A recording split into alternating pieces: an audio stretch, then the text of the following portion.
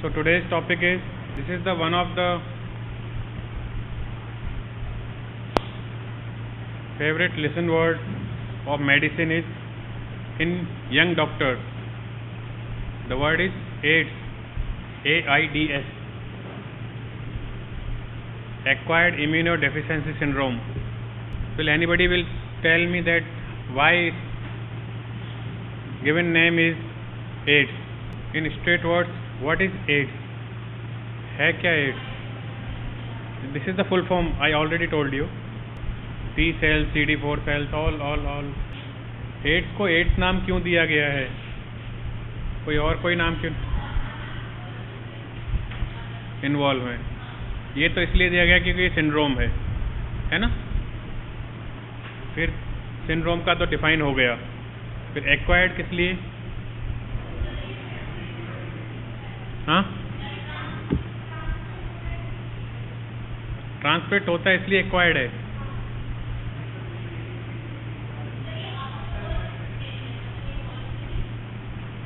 क्या कह रहे हैं? तो फिर हर डिजीज के पहले हमें एक्वायर्ड लगाना चाहिए। अगर बर्थ के बाद होती हैं तो हजारों, मलेरिया से पहले तो हम जेनेटिकली क्या चेंज नहीं होता है? ओके, क्या जेनेटिकली चेंज होना है एक्वायर्ड कहलाता है?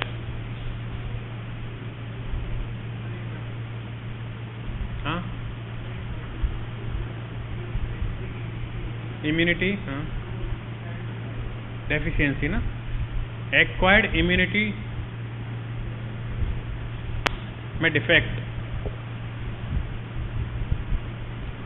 इम्यूनिटी चैप्टर पढ़ लिया ना आप लोगों ने, इननेट और एक्वायर्ड, है ना?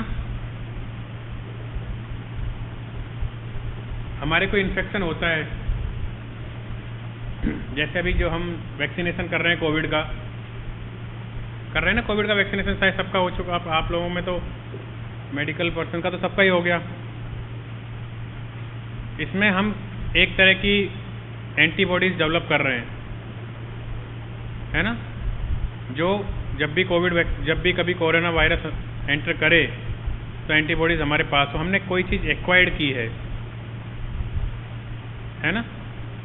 इस एक्वायर्ड में जब कभी डिफेक्ट आएगा या डेफिशिएंसी आएगी, उसकी वजह से बहुत सारी डिजीजेज होंगी, या डिजीज़ के अगेंस्ट जब फाइट करने की कैपेसिटी ख़त्म हो जाएगी तो वो सिंड्रोम हो जाएगा। तो दैट इज एड्स। एड्स में बेसिकली हमें किसी भी वायरल डिजीज में, नॉट ओनली एड्स, जो सबसे पहले जानने की चीज़ें होती हैं, सबसे पहला हमारी सोसाइटी में ये कितना प्रेवलेंस रखता है ना? दूसरी बात, उसका स्ट्रक्चर किस तरह का है जो हमारे सेल्स में एंटर कर पाता है। जैसे कि कोरोना का स्ट्रक्चर है, वो किस रिसेप्टर के थ्रू बॉडी में एंटर करता है? कोरोना इतना सारा चल रहा है, आप मेडिकल फील्ड से हो, किस रिसेप्टर के थ्रू कोविड सेल्स में एंटर करता है? किस रिसेप्टर के थ्रू एंटर करता है? एक शब्द है मेडिकली, एंजियोटेंसिव कन्वर्टिव एंजाइम, ACE, है ना? उसके थ्रू कोरोना एंटर करता है अपनी सेल्स में। बच्चों में कोरोना बहुत सीवियर क्यों नहीं होता है? आफ्टर 1 ईयर, अर्ली एज में तो डेवलप ही नहीं होते। 1 to 4 ईयर बच्चे बहुत सीवियरली इल नहीं होते। क्यों?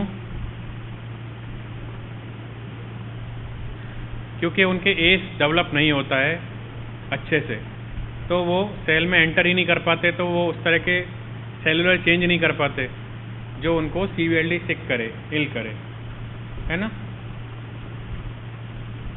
ऐसा ही सवाल HIV के साथ है कि ऐसा कौन सा रिसेप्टर है जिसके थ्रू HIV या ह्यूमन इम्यूनो वायरस बॉडी में सेल्स में एंटर करता है। Which receptor is responsible for entering the HIV inside the cell, human cell. इस तरह के सवाल रहते हैं। तो ये जो CD4 सेल होती हैं, CD4 सेल पर रिसेप्टर होता है HIV वायरस के लिए, उससे कनेक्ट होकर के वो सेल्स में एंटर करती है। इसमें होता क्या है, जब CD4 और HIV वायरस आपस में कनेक्ट होते हैं तो ये खबर अपनी इम्यून सिस्टम को लगती है, क्योंकि CD4 अपना प्राइमरी इम्यून अटैक है। तो ये खबर लगती है तो अपना इम्यून सिस्टम क्या कोशिश करता है कि जो भी डिफेक्टिव पीस है अपनी शरीर का हो, बाहर का हो, कुछ भी हो, वो उसको इंगल्फ करके डिस्ट्रॉय करता है। जिन भी CD4 के साथ ह्यूमन इम्यूनो वायरस अटैच हो गया है अपने रिसेप्टर के थ्रू, उन सबको अपना इम्यून सिस्टम खत्म करता है। ऐसी सूरत में क्या होता है कि जो CD4 है वो एक पार्ट है T हेल्पर सेल का, और T हेल्पर सेल होती है इन्फॉर्मर, अपने बॉडी को ये इन्फॉर्म करने के लिए कि अब कोई वायरस या बैक्टीरिया अटैक कर रहा है ना। लेकिन CD4 खुद डिफेक्ट हो गई है, उसको अपने इम्यून सिस्टम ने डिस्ट्रॉय करना शुरू कर दिया है। तो जो भी इन्फेक्शन अपने बॉडी पे अटैक करेंगे, अपनी T हेल्पर सेल उसको सेंस ही नहीं कर सकता, क्योंकि इम्यून सिस्टम ने खुद के CD4 काउंट्स को रिड्यूस कर दिया है, उनको ख़त्म कर दिया है। तो जितने भी इन्फेक्शंस हैं वो तेज़ी से बहुत वनरेबल अटैक करते हैं बॉडी पे। जो सबसे ज़्यादा लॉस करता है HIV पेशेंट्स को, तो वो इंडिया में जो सबसे ज़्यादा लॉस करता है ऑल ह्यूमंस को, वो है ट्यूबरक्लोसिस। और ट्यूबरक्लोसिस ही HIV पेशेंट्स को सबसे ज़्यादा डेथ करने का रीज़न है। पेशेंट को अगर एक बार ट्यूबरक्लोसिस हो गया और अगर उसको HIV है तो उसका प्रोग्नोसिस समझते हैं ना, जीवित रहने की चांसेस या क्योर होने के चांसेस बहुत रिड्यूस हो जाते हैं। ठीक है। जहाँ तक एड्स के प्रेवलेंस की बात है, सबसे ज़्यादा एड्स महाराष्ट्र, अपने स्टेट महाराष्ट्र है, उसमें सबसे ज़्यादा प्रेवलेंस है इसकी। सबसे पहला केस जो मिला था HIV का वो मिला था चेन्नई में, इंडिया में जो मिला था वो सबसे पहला केस मिला था चेन्नई में। HIV के वैक्सीन क्यों नहीं बन पाते हैं भाई? हर वायरस का हमने वैक्सीन बनाया है, हमने अभी कोविड का भी बनाया है। कोविड के भी वैक्सीन फेल होने का क्या कारण हो सकता है? म्यूटेशन।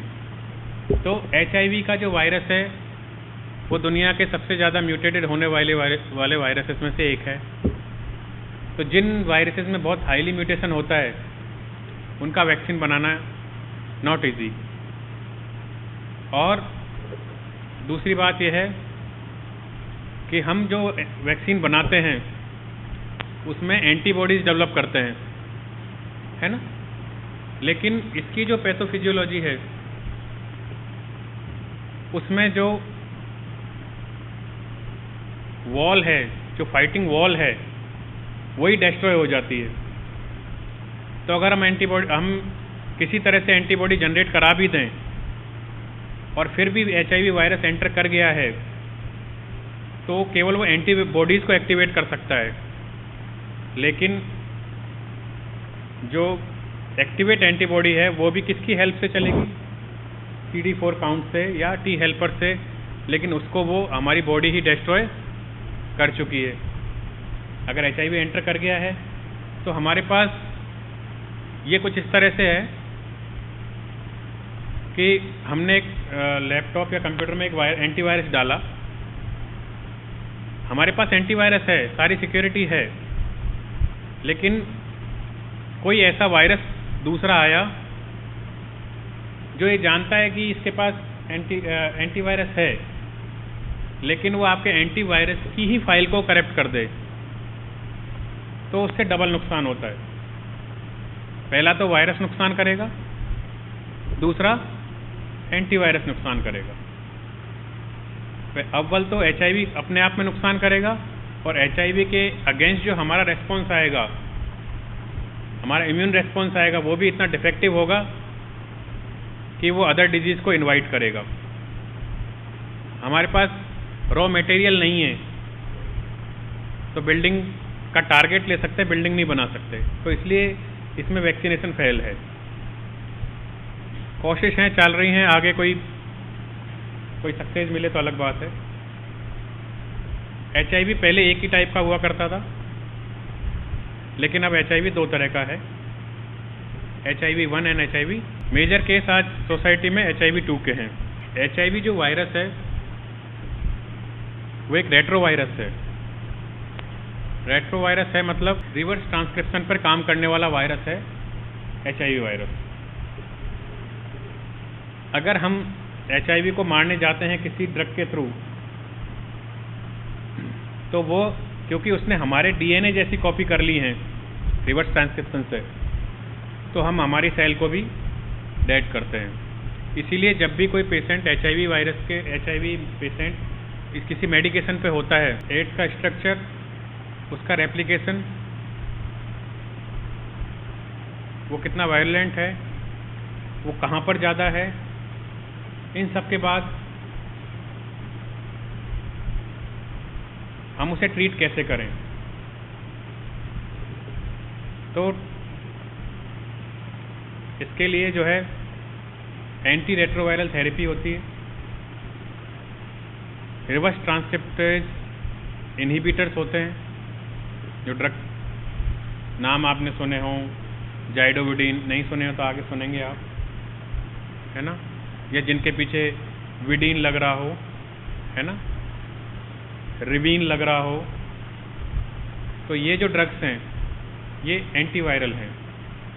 अभी कोविड केस में भी हमने रेट्रोवायरल और एंटीवायरल ड्रग्स का ट्रायल किया, आल्दो वी वर फेल, ये सक्सेस नहीं है एंटीवायरल इसमें अभी तक तो कोई भी। तो ये मोटा मोटी पूरा एड्स है, पूरा क्या डिजीज़ है, कैसे होती है, कहाँ होती है, और प्रिवेंशन जो आखिरी पॉइंट है, प्रिवेंशन। प्रिवेंटिव मेडिसिन में भी आप पढ़ेंगे, पर प्रिवेंशन क्या है? पहला तो एजुकेशन, सबको एजुकेट करना कि इट्स जस्ट अ डिजीज़। ये वो ज़माने नहीं है कि किसी को कोड हो गया या किसी को कोई डिजीज़ इस तरह की होगी जो कम्युनिकेबल है तो उसको सोसाइटी से बाहर फेंक दिया, है ना, या एज ए डॉक्टर आप मुंह टेढ़ा करके बैठ गए कि इसको टीबी है, मुझे नहीं हो जाए, है ना। अब ऐसा सोसाइटी नहीं है। आप अपनी सिक्योरिटी रखिए, जैसे कोविड केसेस में हम सिक्योरिटी रखते हैं कि हमने मिरर लगा लिया, सामने एक ग्लास लगा लिया, हमारा स्टेज जो है गोल रास्ते में से होकर के पार निकलता है, ग्लव्स में हम लेटेक्स ग्लव्स यूज़ करते हैं, उनको चेंज कर लेते हैं, उनको क्लीन कर लेते हैं। तो ये हमारी सेफ्टी प्रोटोकॉल हैं। लेकिन ऐसा नहीं है कि हम कहीं गाड़ी से जा रहे हैं और रास्ते में कोई एक्सीडेंट हमें दिखता है और हम उसको इसलिए महज टच ना करें कि हो सकता है इसको कोविड हो, और फिर आप ये सोचें मेरे पास ग्लास नहीं है, मेरे पास ग्लव्स नहीं है, मेरे पास मास्क नहीं है, मेरे पास कैप नहीं है ना। डॉक्टर का पहला काम है उसको बचाना, पर खुद की इतनी सी सेफ्टी रखनी है कि रोड के बीच में मत बचाने लग जाना, है ना। नहीं, गाड़ी वाला उसको तो पहले ठोक चुका है, सेकंड आपका चांस लेगा, तो वो बच के रहना। ऐसा ही इस तरह के मिथ्स जो हैं सोसाइटी में, उनको ख़त्म करने का काम भी अपना ही है। ऐसे कोई हाथ मिलाने से, गले मिलने से, इन सब से HIV ट्रांसमिट नहीं होता। तो ये आपको दुनिया को समझाना है। एक मिथ है कि ब्लड डोनेट करने से HIV हो सकता है। इस तरह के डर भी सोसाइटी में हैं। The main sentence is, the right sentence is, transfusion can cause HIV। वो पेशेंट, जैसे बीटा थैलेसीमिया का केस है, जिनको साल में 12 बार ब्लड चढ़ रहा है, तो एक आध बार ये इत्तेफाक हो सकता है कि उन्होंने किसी दुकान से ख़रीद लिया हो, उनको डोनर नहीं मिला हो, क्योंकि इतने डोनर नहीं मिलते कई बार। तो transfusion can cause HIV, but donation can not, है ना। आप अच्छे हाइजीन जगह पर, अच्छे ब्लड बैंक में, वैसे सभी ब्लड बैंक अच्छे हैं, पर फिर भी देख करके जाएं, ब्लड डोनेट करें, उससे कोई HIV नहीं हो। तो इस तरह के मिथ जो सोसाइटी में है, वो भी रुकने होंगे। ठीक है, तो ये प्रिवेंशन हमें देखना होगा। ये सेक्सुअली ट्रांसमिटेड भी है, तो इस पर भी देखना होगा।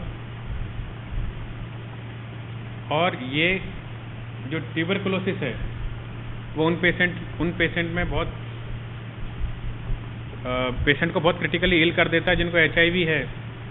तो ऐसे पेशेंट जो झुग्गी झोपड़ी में रहते हैं, उनको भी इस तरह से एजुकेट करना पड़ेगा कि HIV हो गया, आप उसका कुछ नहीं कर सकते, लेकिन आप ट्यूबरकुलोसिस से बच कर रहे हैं। या कोई भी कम्युनिकेबल डिजीज़, जैसे इसका जो HIV की जो डिजीज़ का पूरा प्रोसेस है, उसमें शुरुआत पेशेंट की ILI लाइक सिम्टम से होती है, इन्फ्लुएंजा लाइक सिम्टम से होती है। पेशेंट को पहले खांसी जुकाम बुखार होता है, जैसा कि कोविड में होता है। फिर पेशेंट 2 से 5 साल तक लेटेंट फेज में चला जाता है।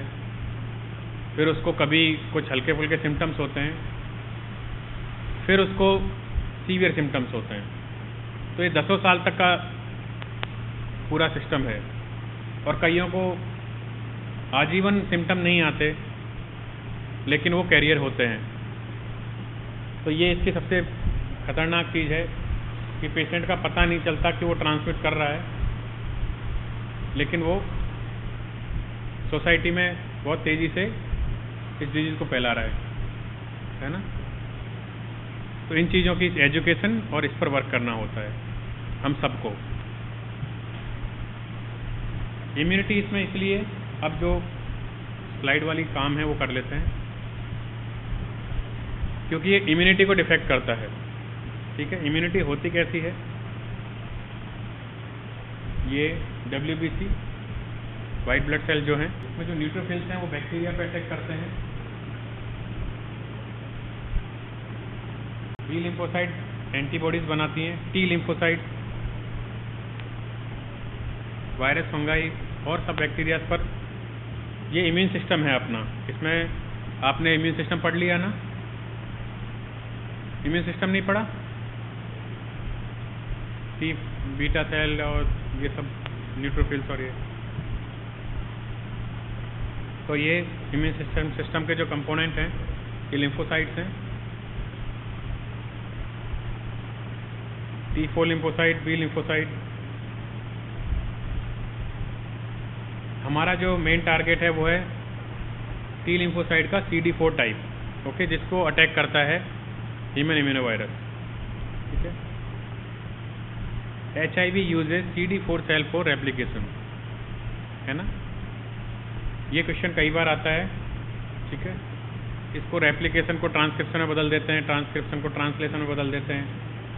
फिर पूछते हैं, PGI जैसे सवाल होते हैं कि HIV uses CD4 cell for transcription. इसी को 4 तरह से बना देंगे। ठीक है, फिर बताइए कि सही क्या है।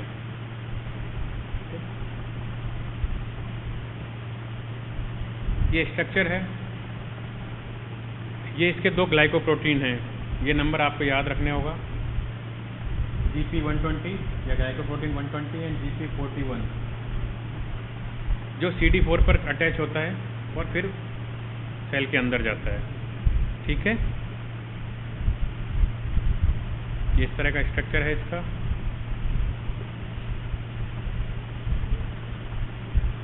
वायरस ये रेट्रोवायरस है। ठीक है, और can live only in humans. Person to person इसका ट्रांसमिशन है। ये सब मैं चीज़ें बता चुका हूँ, आप खुद से पढ़ लीजिए। ये पहला सेंटेंस था अपना, है ना।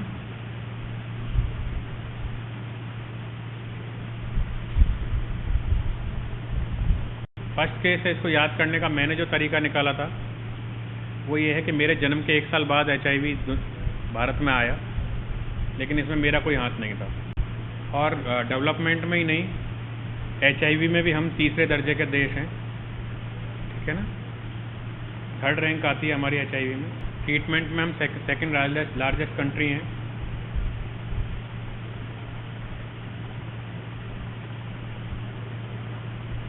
ये प्रेवलेंस है, कहाँ ज़्यादा केस हैं इसमें।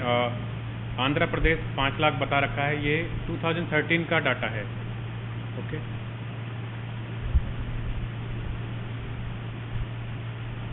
और ये डाटा जो है 2021 के भी आप चेक कर लीजिए। पर ये आंसर सही होने चाहिए, क्योंकि ये अपडेटेड प्रिवेंटिव मेडिसिन से क्वेश्चन आता है। एडवांस प्रिवेंटिव मेडिसिन से जो क्वेश्चन आते हैं उनके डाटा किसी बुक में नहीं मिलते हैं, क्योंकि बुक आई होती है 2020 में आई है, या अगर 2021 में ही कोई अपडेटेड बुक आई होगी, के पार्क अगर नया एडिशन 2021 में आया है तो फिर उसमें एक चैप्टर ऐड होता है। अदरवाइज़ हमें ये सारा इंटरनेट से कलेक्ट करना होता है कि अभी कहाँ सबसे ज़्यादा प्रेवलेंस है किसी भी डिजीज़ की। ठीक है, ये अपडेटेड डाटा होते हैं। सबसे ज़्यादा क्वेश्चन, सबसे ज़्यादा गलत जो आंसर होते हैं वो इसी से होते हैं कि हम पढ़ के जाते हैं बुक में कि उसका आंसर तो ये है, लेकिन बेसिकली वो चेंज हो चुका है, और ये बात एग्जामिनर को पता है कि ये बात आपको नहीं पता है। ठीक है ना, इसलिए वो इसी तरह के क्वेश्चंस रखते हैं। इसका इंक्यूबेशन पीरियड इसमें 6 मंथ to 6 ईयर लिख रखा है, वो हमारे लिए सबसे बड़ी टेंशन की बात है। कब तक है ये शरीर में, कोई आइडिया नहीं।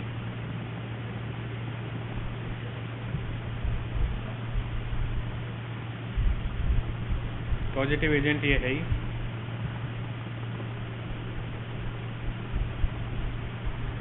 ये मैंने आपको बताया, CD4 से कनेक्ट होकर के रिवर्स ट्रांसक्रिप्शन से DNA कॉपी, DNA अपने जैसे DNA, और फिर मेन फंक्शन को डिटेरेट। HIV का पेशेंट कभी किसी ने देखा है? Have you ever seen?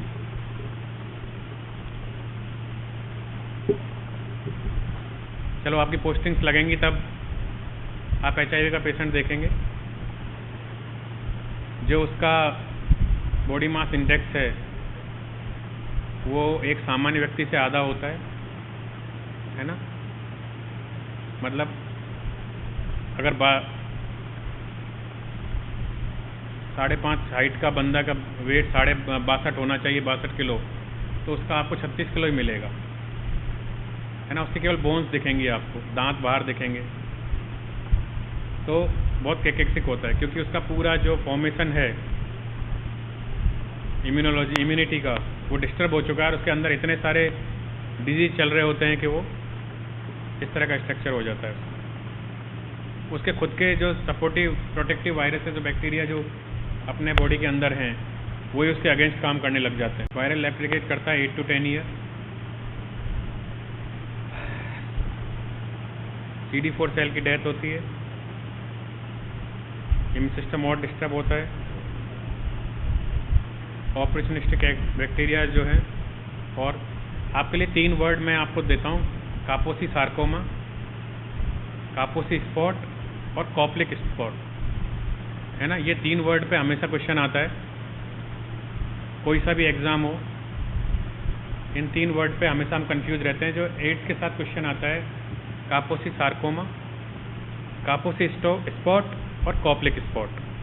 Question ये रहता है कि एड्स में कौन से स्पॉट मिलते हैं, ये आपको सर्च करना है। अगली क्लास में मैं बता दूंगा, लेकिन अभी आपको ध्यान रखना है, या फिर इस क्लास में देख लेंगे। पर ये 3 वर्ड हैं जिसमें आप कंफ्यूज रहेंगे हमेशा। ब्लड प्रोडक्ट्स जो हैं वो 100% या 99.5% अगर उसको ट्रांसफ्यूज़ किया गया है तो HIV आपका ज़रूर ट्रांसफ्यूज़ होगा, ठीक है।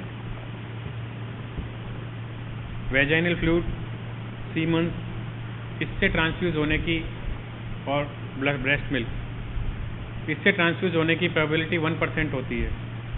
लेकिन सेक्सुअली सबसे ज़्यादा ट्रांसमिट होता है HIV, क्योंकि हम ब्लड ट्रांसफ्यूज उतनी बार नहीं कराते जितनी बार सेक्स करते हैं, तो सेक्सुअली वो ज़्यादा बार अटैच हो जाता है, तो वो उसकी प्रोबेबिलिटी बढ़ती चली जाती है। तो इसलिए ये सेक्सुअली ट्रांसमिटेड ज़्यादा काउंट होता है बजाय के ब्लड ट्रांसफ्यूजन के। और ये उसी कम्युनिटी में ज़्यादा है जहाँ पर सेक्सुअली ज़्यादा एक्टिव वो लोग हैं, जैसे कि रेड लाइट एरियाज, तो वहीं पर ये सबसे ज़्यादा HIV वहीं से शुरू हुआ, चेन्नई में भी, और अफ्रीकन कंट्रीज़ में भी वहीं से शुरू हुआ, ठीक है।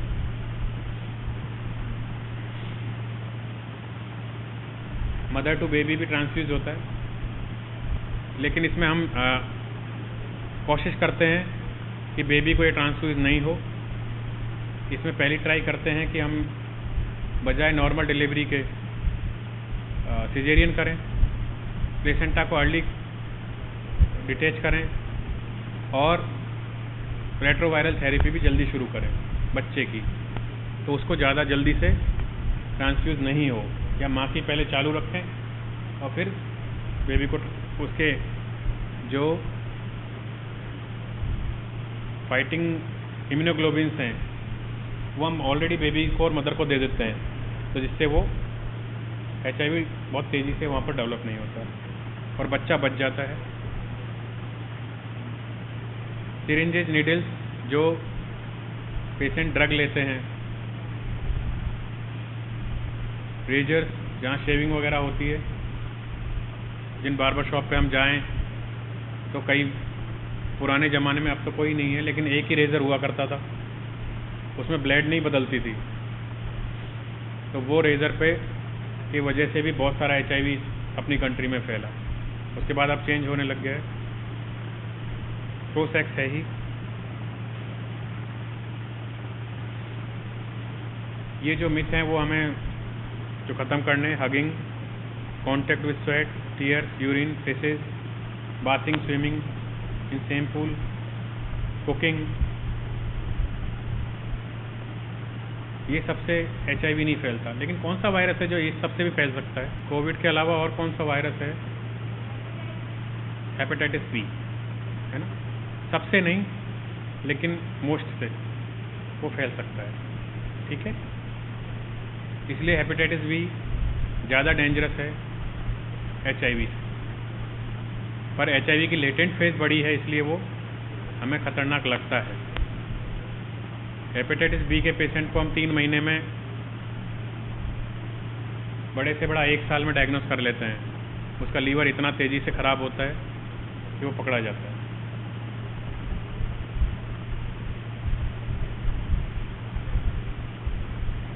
ये इसकी स्टेजेज हैं और CD4 काउंट है। जब तक CD4 काउंट 500 से ज़्यादा रहेगा तब तक पेशेंट को सिम्टम नहीं आएगा, वो एसिम्टोमेटिक रहेगा।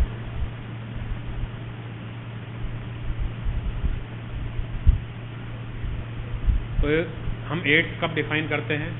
जो 4th नंबर पे लिखा है, जब CD4 काउंट 200 से लेस हो जाए। ये भी एक क्वेश्चन रहता है, एड्स कब डिफाइन होता है? जब CD4 काउंट 200 से नीचे रहता है। पेशेंट कुछ इस तरह का दिखता है और इसके सिम्टम्स ये हैं। पेशेंट को तेज़ी से वेट लॉस होगा, frequent fever and sweating, persistence, rashes and flanking. कौन सी एक डिजीज़ और है जिसमें यही सिम्टम रहेंगे? हाइपरथायरॉयडिज्म। हाइपरथायरॉयडिज्म फीवर नहीं करता है। बिल्कुल सेम सिम्टम आपको ट्यूबरकुलोसिस के पेशेंट में मिलेंगे, ठीक है। तेज़ी से वेट लॉस होता है, इवनिंग टाइम में उसको फीवर आता है, स्वेटिंग के साथ आता है, स्किन पे रैशेज ऑफ जो है फ्लैपी स्किन होगी आपको ऐसे चमक। ये जो लास्ट में है ना, वो फ्रिक्वेंट डायरिया रहना, विजन लॉस, नोजिया, वोमिटिंग, सबसे नीचे एब्डोमिनल क्रैम्प्स लिखे हैं, ठीक है।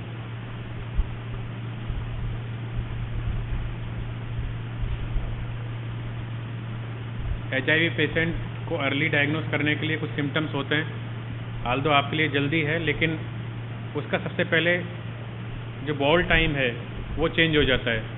जैसे जो पेशेंट, जब पेशेंट नहीं था, नॉर्मली अगर वो डिफिकेशन के लिए मॉर्निंग में जाता है तो वो मॉर्निंग में उसको कॉन्स्टिपेशन शुरू हो जाएगा। वो इवनिंग में दोपहर में जाएगा, इवनिंग में जाएगा, 2-3 दिन ही जाएगा, या एक दिन में 5 बार जाएगा, तो उसको इस तरह की दिक्कत हो जाती है। तो अपन अर्ली डायग्नोस कर सकते हैं, लेकिन ये यंग एज पेशेंट के लिए ऐसा नहीं है। आप किसी बुजुर्ग को पकड़ लो, यार आपको तो कॉन्स्टिपेशन हो गया, HIV हो गया, ऐसा नहीं है। किसी बच्चे को पकड़ लो, ऐसा भी नहीं। ये केवल यंग एज पेशेंट्स के लिए, क्योंकि जो बॉडी रेस्पॉन्स करती है ना, तो सबसे पहले सिम्टोमेटिक जो एक्टिविटीज़ हैं वो बढ़ती हैं, और जैसे सिंपैथेटिक सिस्टम एक्टिवेट होता है, जब भी हम एग्ज़ाम देने जा रहे होते हैं तो हमें किसी को तो पोटी आती है, किसी को सुसु आता है, किसी को घबराहट होती है, किसी को स्वेटिंग आती है, ऐसा होता है ना, पेट में गुड़गुड़ होती है, क्रैम्प्स आते हैं। ये सब रेस्पॉन्स है सिंपैथेटिक, है ना। इन्वेस्टिगेशंस कैसे पता करना है, हिस्ट्री उसकी देखनी है, सोशली वो किस ग्रुप से बिलोंग करती है, उसकी सेक्सुअल हिस्ट्री पूछनी है, लेबोरेटरी फाइंडिंग उसमें CD4 काउंट्स देखने हैं, और फिजिकल एग्जामिनेशन में हमें देखना है स्किन कैसी है, आंखें कैसी हैं, जीभ पे कोई, तो जो मैंने क्वेश्चन पूछा था आपसे उस तरह का कोई साइन तो नहीं है। ये इसके रैपिड टेस्ट हैं। HIV रैपिड टेस्ट सबसे पहले करते हैं, एलाइजा बेस, है ना। उसके बाद वेस्टर्न ब्लॉट है जो कंफर्मेटरी है। इसके जो सारे टेस्ट होते हैं वो टाइमिंग बेस होते हैं। जैसे कि NAT है एक टेस्ट, NAT किस में लिखा नहीं है, NAT जो टेस्ट है वो अर्ली डायग्नोसिस के लिए होता है, बहुत जल्दी पता चलता है कि बॉडी में वायरस एंटर कर गया है। वेस्टर्न ब्लॉट और एलाइजा तो केवल स्क्रीनिंग के लिए होता है, ये क्वेश्चन भी कई बार आता है। उसके बाद वेस्टर्न ब्लॉट कंफर्मेटरी होता है, लेकिन महीने भर बाद होगा वो, अगर वायरस आ गया है तो महीने भर बाद हम ये कर पाएंगे कंफर्म कि इसको वायरस आया है। PCR हम सब ने करवाए हैं, इतने PCR हुए हैं हमारे कोविड दौर में कि मैनेजमेंट जो है एंटी रेट्रोवायरल थेरेपी है, पैलिएटिव केयर है, कॉम्प्लीमेंट्री थेरेपी है, गाइडेंस है। पैलिएटिव केयर का मतलब क्या मतलब होता है? पैलिएटिव केयर का हमारी मेडिसिन में एक सब्जेक्ट है पैलिएटिव हम डॉक्टर्स के लिए जो है एक शर्मनाक शब्द है और एक बेबस करने वाला शब्द है कि जब हम ये डिक्लेयर कर देते हैं कि ये पेशेंट अब बचेगा नहीं। पैलिएटिव जो केयर होती है वो सबसे ज़्यादा कैंसर पेशेंट्स की होती है। हम मान चुके होते हैं लेकिन कह नहीं सकते कि ये पेशेंट अब बचेगा नहीं, लेकिन हमें उसकी भी केयर करनी है।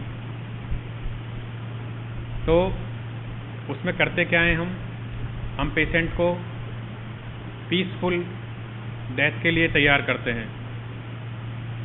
अगर उसको पेन है तो पेन किलर देंगे, ब्लड थिक हो रहा है तो थिन करेंगे,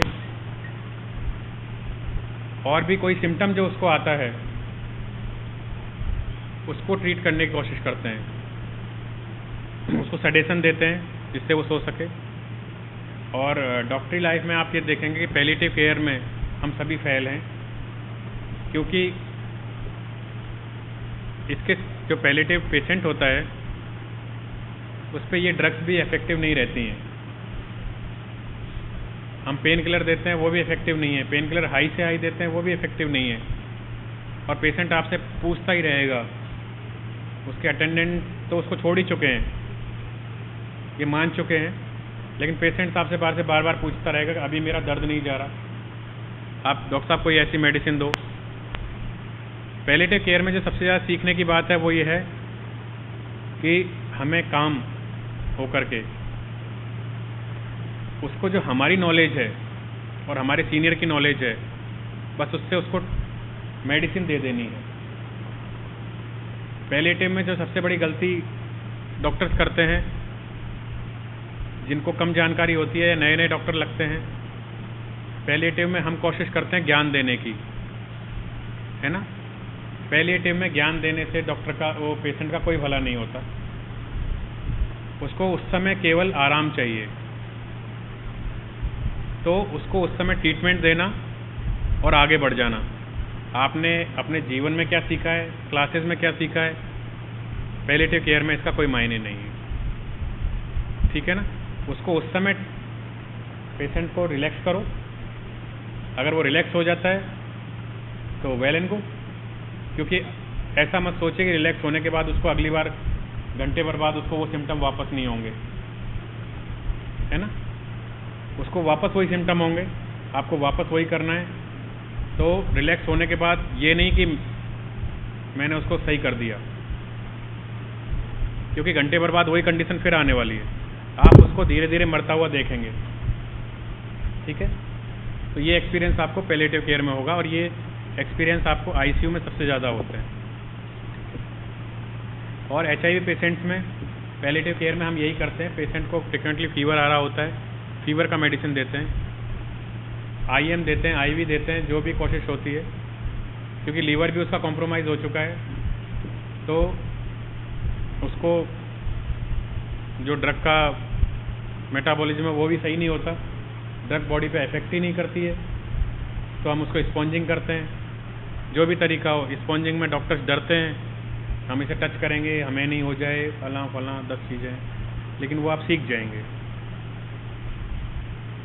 और गाइडेंस एंड काउंसलिंग करनी होती है प्राइमरली। जैसे पता चला आपको इस पेशेंट को एचआईवी है, तो उसमें सबसे बड़ा डर ये रहता है कि पेशेंट को सोशली इतना यहाँ पर मिथ भरा हुआ है, एक टैबू है कि एचआईवी हो गया तो गलती केवल उसको सेक्सुअली ही हुआ है, उसने कर्म ही ऐसे करे, मतलब सोसाइटी कुछ भी बोलती है, ठीक है, चाहे वो गलती किसी की रही हो। जो 1997 का एक केस है, 7 या 8 का केस है, जब एक एचआईवी पेशेंट ने इन्हीं चीज़ों से तंग आकर के हर सिनेमा घर में अपने निडल प्रिक की हुई सुई रख दी कि कोई भी बैठेगा तो वो उसको लगेगी और उसको एचआईवी हो जाएगा, इस तरह के टैबू। और इसमें जो डेथ हुई थी इस निडल की घटना से, वो केवल एक 8 महीने के बच्चे की हुई थी, जो अपने पेरेंट्स के साथ पिक्चर देखने गया था। वो क्या समझता है एचआईवी, लेकिन उसको लॉस हुआ। तो ये टैबू, ये सारे जो हैं, ये भी हमको ही ख़त्म करने हैं, इनको ख़त्म करने कोई और नहीं आएगा। तो ये हमें उसको गाइडेंस देना है, काउंसलिंग देनी है कि एचआईवी की भी मेडिसिन है, आपका CD4 काउंट हम मैनेज रखेंगे, आपका वायरल लोड हम मैनेज रखेंगे, बस आप इतना सा मैनेज रखिए कि इसको आगे ट्रांसमिट मत कीजिए, क्योंकि जो अभी आप पर बीत रही है वो और 10 लोगों पे बीतेगी। बस ये काउंसलिंग करना है उसको। काउंसलिंग करना भी हमें अपने पूरे मेडिकल लाइफ में, कॉलेज लाइफ में सिखाया जाएगा। ART के भी लिमिटेशंस हैं। ART आपको जो ये थेरेपी है, एंटी रेट्रोवायरल थेरेपी जो है, ये आपको क्योर नहीं कर सकती, ये आपको सिम्टोमेटिकली रिलीफ कर सकती है, वायरल लोड को कम कर सकती है, जिससे कि आपका जो लाइफ का जो एक्सपेंड है आगे बढ़ने का, वो काफ़ी लंबा हो, बस इसके अलावा कुछ नहीं। ऐसा नहीं है कि जिसको एक बार HIV हो गया उसको कोई मेडिसिन दे करके हम ट्रीट कर सकते हैं, लेकिन ये आप मान लीजिए कि ये नियम हर वायरल डिजीज़ के लिए है, ठीक है। जिसके एक बार वायरस एंटर कर गया जिस भी वायरल डिजीज़ में एक बार वायरस एंटर कर गया तो उसकी प्रेजेंस उसमें रहती है। अब कोविड के केस में कई लोग कहते हैं हम नेगेटिव हो गए, है ना, तो वो आप उस टेस्ट के लिए नेगेटिव हो गए हैं जो एक दूसरे को ट्रांसमिट करता है, ठीक है। अब वो आप दूसरे को बीमार नहीं करेंगे, बल्कि हम सभी कर क्या रहे हैं, जो वायरस हमारे अंदर गया उसकी कॉपी बनी, उससे हमारा इम्यून सिस्टम एक्टिवेट हुआ। अब वो वायरस जब भी कभी हमारे पास आएगा दूसरी बार तीसरी बार, तो एंटीबॉडीज़ उसको अटैक करेंगी, लेकिन उसकी मेमोरी हमेशा हमारे बॉडी में है। और हर वायरस की इसी तरह से, बैक्टीरिया के साथ इतना खास नहीं होता ये, एक बार बैक्टीरिया इन्फेक्शन होने के बाद दोबारा भी कई बार हो जाते हैं। वायरसेस में इस तरह का आम नहीं है, बहुत नॉर्मली वायरसेस एक बार अगर आ गए, क्योंकि ये डीएनए आरएनए कॉपी बनने की बात है, तो उसका मैनेजमेंट हमारी बॉडी कर लेती है, ठीक है, लेकिन वो रहेगा हमेशा।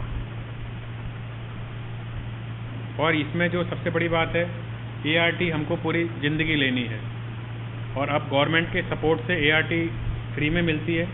लेकिन जब एचआईवी का ट्रीटमेंट शुरू हुआ था तो ऐसा ही असर था जैसा कोविड के साथ है, लाखों लाख रुपए की दवाइयाँ आती थी, इंडिया अमेरिका से इसको इंपोर्ट करवाता था, तब हम पेशेंट को देते थे।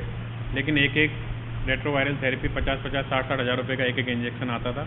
अब ये फ्री मिलता है गोलियों के रूप में, सब पेशेंट्स लेते हैं। अपने एसएमएस हॉस्पिटल में इसके लिए एआरटी सेंटर भी है, जो अपने ड्यूरिंग प्रैक्टिस आपको अगर निडल प्रिक इंजरी हो जाती है तो हम पेशेंट को यहाँ पर सारी जांच करके, उस पेशेंट की जिससे निडल प्रिक हुआ है उसकी जांच करके, अगर उसको एचआईवी है और आपसे उसको निडल प्रिक हुआ है तो आपको एआरटी सेंटर भेजते हैं, वहाँ पर वो आपको एंटी रेट्रोवायरल थेरेपी देते हैं और फिर वो उसी समय ख़त्म हो जाता है, वायरस आपकी बॉडी में रेप्लिकेट नहीं कर पाता।